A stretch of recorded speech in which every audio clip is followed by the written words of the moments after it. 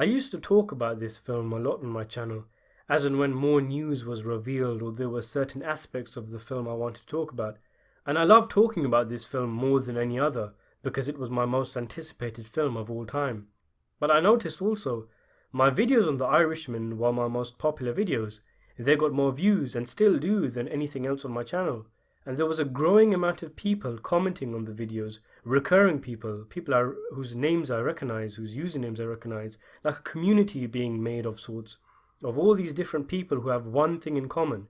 We're all waiting for The Irishman.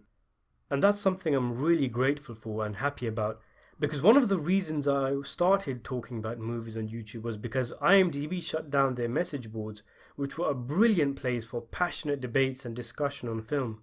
Sure, you had trolls and stuff, but if you were hanging around boards like the MCU or DC films or something like that, then, it's your own fault.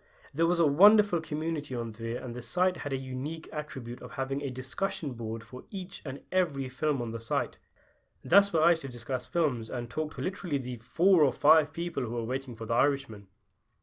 When that went, I started making videos on YouTube instead, and fast forward a year or so, there's a huge number of my 4,000 subscribers or so who are here because we all love old Scorsese gangster films and are waiting for The Irishman, and there's some great discussion that goes on in the comment section.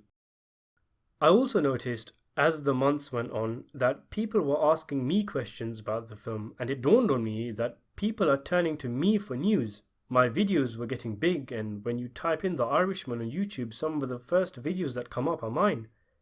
And I thought to myself, I need to take this seriously. So I did. I shared news and interviews on the movie whenever I found them, and I was always obsessively on the lookout.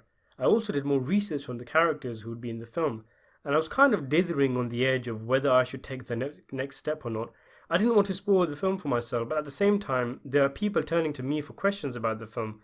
So in the end, I decided to take the plunge, and I read the book it was based on. I read Wikipedia articles on the characters. I read other books like The Quiet Dawn and newspaper clippings and articles. And I even ended up finding the script and reading that. And it wasn't so much that it was, like a chore that I was doing it for the channel or whatever. I really enjoyed it. I've enjoyed doing all of this. I just got lost in this underworld mob world, which was so fascinating in how it had such a grasp and hold in the American landscape. The story and characters, even minor characters who might have only a few seconds of screen time or might even get cut out of the final film, was so interesting.